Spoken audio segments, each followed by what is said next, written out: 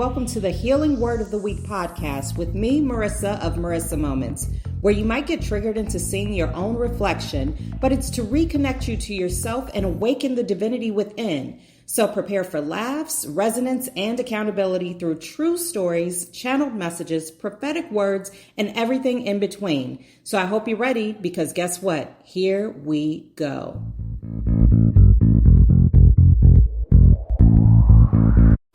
Okay, so the word of the week, and I actually had to look this up to see if it was one word or two, and it's actually one word, y'all, is heartbreak. Heartbreak. Now, according to the dictionary, Oxford Language Dictionary, heartbreak means overwhelming distress, right? And what God put on my heart, and actually through real life, has had me experience over and over so much heartbreak, right? And oftentimes I'm like, why, Lord? Why is my heart breaking? Why would they do that? Why is this happening? You know, all those things. But as I grow and mature, I understand that sometimes God has to break our hearts intentionally in order to save us, right? Because here's the thing, right? You probably have such a kind heart and kind soul and spirit and all the different ways to say the same thing that you overlook everyone's shortcomings, right? Because as I mentioned in the previous podcast, you're able to see beyond that veil. You're able to see beyond their actions into the reasons behind it, right? And so oftentimes we dismiss behaviors or words or even feelings and say, it's okay because I understand their heart, right? Now that's a word right there, because I understand their heart. And so that's why oftentimes God will bring heartbreak to our door, because what we have to do is get into that place and space of, even though I understand the why, doesn't mean I have to tolerate, right? And here's the thing, right? So there are certain members of the family that I understand have told untruths about me, right? Many, many, many untruths. And it's happened throughout my entire life, right? And it's not necessarily always been about me, but just about life in general. You know, these people have a tendency of just not being honest. And I can understand and see that the reason behind the dishonesty is because they want to be liked, right? They want to be loved. They maybe don't feel secure enough within themselves to stand in their truth. And because they fear certain abandonment issues. And that's why they choose to lie instead, because they rather serve you a beautiful lie than a hard truth. And that gives you the opportunity of saying whether you want to stay or go. But what I've also recognized, because listen, I'm no saint, right? I've had my fair share of lying. I grew up and I was a little liar. I'm going to be real honest with you, because we family at this point. I lied about everything. I remember I wear glasses. And so as a child, sometimes if my glasses would break, I'd be like, I just set them down and I picked them up and they were broken, right? Because I was scared. And a lot of the things that we do are sourced in fear, right? And that's what society spoon feeds us every single day, is fear in minute, microscopic, and sometimes obvious doses, right? In order to keep us in line. It was that fear. Oh my God, if I tell the truth, what's going to happen? Now, in those situations and circumstances, I was fearing a whooping. Let's just be real. I was fearing getting my face slapped. I was fearing getting a beat down, right? Because that costs too much and you broke it and you did all those things, right? But, and again, this isn't to put blame and shame on anyone, but this is my truth. So I'm going to walk in it, right? The thing of it is, like I was saying, I recognize that these people have lied on my name, and I would still defend them. To this day, I still defend them. I won't give a name. I won't give names or anything like that. I won't even give details, right? Because I know my truth. And so that should be sufficient. And anyone who's ready, willing, and able to believe the lies on my name really doesn't know me in the first place and has no wish to know me, right? Because otherwise they would come to me and say, hey, this is what I was told about you. And I'm coming directly to the source because I want to check and see, is this real? Is this the truth? And maybe they don't trust me enough to tell the truth, right? But I'm getting away from it. This is becoming a therapy session. We're talking about heartbreak. So the thing of it is, within that dynamic, right, I've always felt very, where I want to shield them from exposure. So first and foremost, let me be clear, because God puts on my heart to say, sometimes we're not here to shield somebody else from their truest karma, right? Because oftentimes more often than not, karma is what helps the person to get into that healing space of recognition, right? Of reflection and all of those things. And here I am, I'm taking it on the back, and I'm getting basically proverbially jumped by people who have no clue, because I've provided this shield. And I can't fault them for blaming me when I've created this caricature of other people that's based off of beauty and albeit lies, right? Lies through omission, because I refuse to paint them in a negative light, right? Because maybe that's just a part of my own personalized sainthood. Now we're getting into confession here. But the thing of it is, we're talking about heartbreak, right? So what has happened is, there was a big moment that happened in my life, in other people's lives, that brought us together. And I went with apprehension, right? And the entire time, everything has been, I guess, copacetic to a certain degree. I was doing my due diligence, making sure that I was present in the capacity in which I have the ability to be present, right? Making decisions, helping out everywhere I could. But here's the thing, right? One thing about me is I don't necessarily advertise when I help, right? I don't publicize my heart and the things that I give, right? I don't do it. The only reason I publicize the boutique is so that way other people do it. But when it comes down to me doing services on my own as an individual, or even within my family, we don't promote those things, right? Because it's put on my heart to do these things, and that's why I do them. It's not to let other people know, oh, you're a good person, right? Because the way that I receive it is people are going to see me in whatever light and capacity that they choose to see me, regardless of me posting or promoting, right? Now, with that disclaimer aside, so I come into this environment and I'm starting to recognize that I'm receiving a bit of a cold shoulder. And I love to do like a Keith Urban shoulder swag. If you watched what is it? America's Got Talent, or what is it called? Whatever the show is that he's on. And he used to do this little shoulder thing. I love to do that. But anyway, let's stay focused. So I recognized that the energy was off, right? And I am hypersensitive to energy. So I could recognize right away that people were giving me a response. Well, babe, I'm glad that you showed up. I'm so glad that you're here. I'm glad that you decided to come, right? Now, I could just leave it at the surface and things like that, but listen, the way God made me, I see beyond the veil, and I can't ignore it. And even when I try to ignore it, God will push it even further, because God is saying to me and to you, this isn't your environment. This isn't where you're meant to be, because we are not meant to be in places and spaces where we're tolerated or received with what's the word, Lord? With stares of accusation, right? Without evidence, right?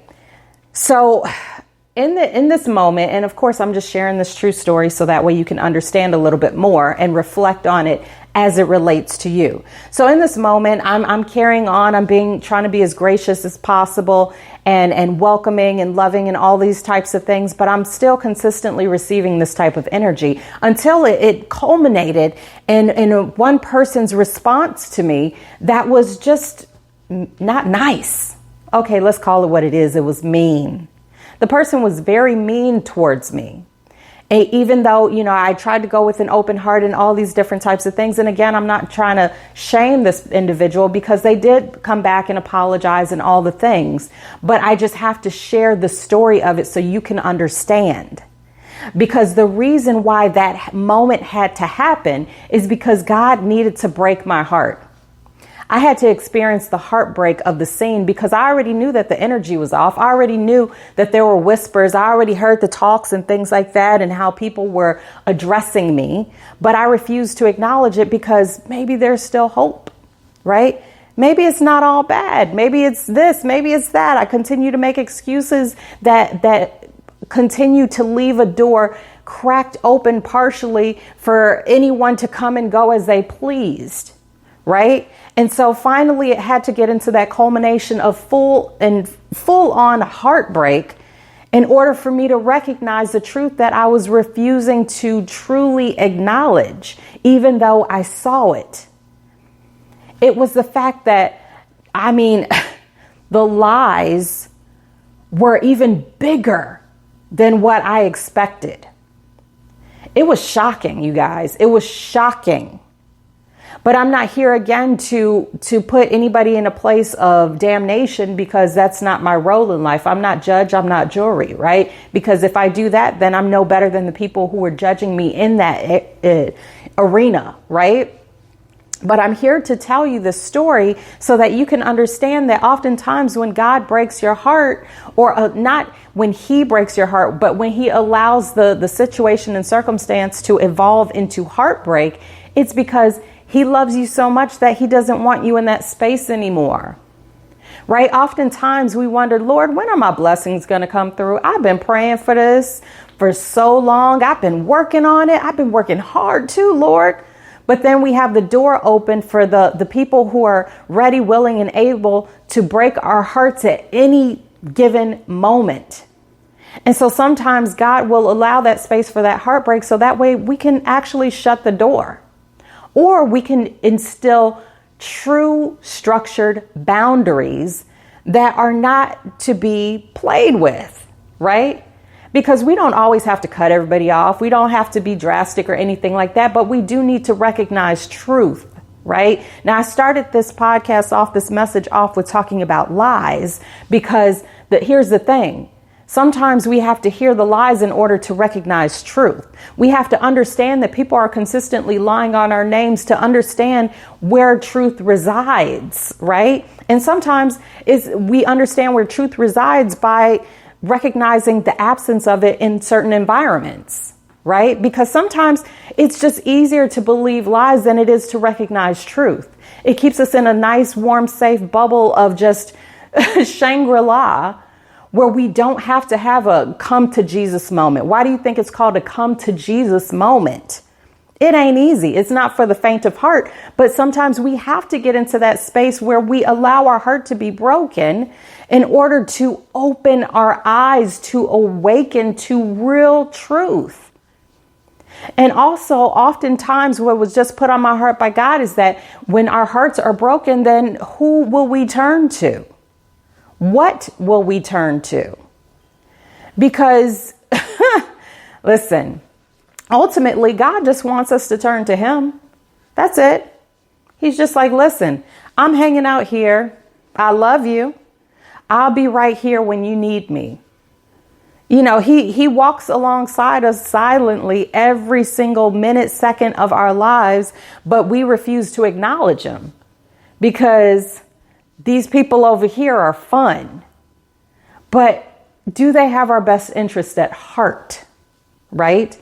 Or are they just as willing to break our hearts in order to fill their own? Because let's also be real here. Sometimes people will break your hearts because it gives them a sense of invigoration and power, right? And authority. When in that situation and scenario that I described earlier, perhaps the individual that was at the center of it all loved that scene because they could remain at the center of it all, right?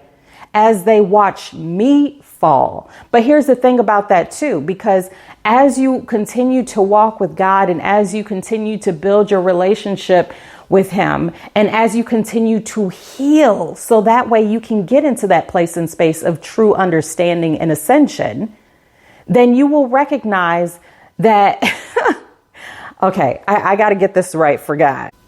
When the lie is at the center of the room in the spotlight for nefarious reasons, then that pushes you into the shadows, because that is not the space that you are supposed to be in. So I handled everything with dignity and grace, because at the same time, I understand that people were watching. And it wasn't out of a place of being phony. I was being completely organic. But that was also evidence of my evolution and my spiritual maturity, as some would say, right? Because had that been old me, I would have addressed it head on in a messy way, right? How dare you? You don't even know, right? Because people kept baiting me every 2 seconds, right? With little taunts that maybe they weren't even aware of. But it gave me that knee-jerk response of set them straight. Tell them the truth. Set them straight. But one, I understood that wasn't the place or space to do it. And two, what's the point, right? People will believe what they choose to believe, and you cannot change anyone's judgments or opinions of you. The only thing you can do is continue to operate in your truest, highest self, continue to heal, and understand and hope that God will continue to reveal, so that way we are no longer putting ourselves in places and spaces that are no longer meant for us to be. Because those places, same places and spaces, will continue to suppress us, continue to have us lie through omission, right? And that's not, again, putting the blame or shame on anyone else. That's taking the onus and understanding. But without that heartbreak, we will never get to that place, because we will continue to make excuse after excuse after excuse. And we will continue to suppress ourselves in the presence of others, because we recognize and know that maybe, just maybe, they need the spotlight a little bit more, right? Even though people will continue to look at you and recognize you and all those things, which makes that person even more angry at you. And instead of addressing their own wounds, they will project them onto you and bring anyone and everyone that is willing to listen and go along with it onto their team. Now we're talking about heartbreak. So I say all that to say this. Do not fret in the face of heartbreak. No, it doesn't feel good. Yes, you need to feel your emotions. You need to feel all your feels. You need to recognize them, because in order to process that pain, you have to go through it. You can't jump over it. You can't go under it. None of those things. You can't push it down, because it will come back up, right? Just like some bad takeout, right? It will come back up. So what we have to do instead is, when we're in that space and place of heartbreak, when we first and foremost recognize that God has allowed this to happen for a reason, not just a season, but a reason. So that way we can get out of some sort of headspace that says that this is what we deserve, that continues to make excuse after excuse for other people's behaviors, even though they might be grown, right? And instead continue to move forward, so that we can heal from whatever might have just taken place, with the understanding while we're in the midst of that heartbreak, that we will heal from this as well. But the only way to heal from it is to feel it, and then to continue to process it, and not become a projector like those who have projected onto us. We feel it, heal it, and let it go. Feel it, heal it, let it go. Now, listen, there's still going to be some lessons that are attached to it. Don't forget. And I'm not talking about, what they did to you or what they said about you and all those types of things. No, we're not talking, when we say forgive and forget and all those type of stuff. No, we don't forget, because we want to make sure that we are able to absorb the lesson. And so that way we don't continue to run into the same person with a different meat suit and start making the same excuses for them and continue the cycle. We need to feel it, heal it, let it go, and remember the lesson. So when you see that, when you face that heartbreak, take heart in knowing that it's for a reason. It's not just to put you in pain. It's not just to leave you in pain, but there is purpose behind that pain. And if you are able to, please, please, please look beyond the pain when you're able to. So that way you are able to receive that lesson and you're able to understand that God has only allowed it because he loves you and he wants better for you than you want for yourself. And so that's it. Thank you so much for listening. I hope you feel nourished and you're able to walk away from this message with reflection and revelation, right? So that way you may be able to apply it next time you get into a place and space of heartbreak, and with the understanding that this is not your end all be all, but sometimes it's a means to an end, right? In your descension to begin your ascension. So that's it. Make sure you follow me all over social media. I'm everywhere we probably shouldn't be. But when you look me up, just remember that it is Marissa Moments, and that's Marissa with one S, because as I always like to say, there is only one me. And remember to check out the archives of messages. Just look for the word that resonates best with you and then go on ahead and give it a listen. This podcast is released every single Monday morning, 5:55 a.m. Central Standard Time, United States time. So be sure to check me out on streaming on all major podcast platform or streaming services, and share with a friend. Comment, share, do all the things, and let's continue to heal together, because the only thing better than walking this healing journey is to walk it with friends. So thank you so much for being here with me. Thank you so much for allowing this space for me to share with you the divine downloads that I receive from God, the prophetic messages and the real life stories that I can share with you so you can see a reflection of yourself. I love you. I appreciate you. I thank you for being here with me. And I wish you the happiest of happy healing. Apples and tomatoes, all the things. And until next time, bye.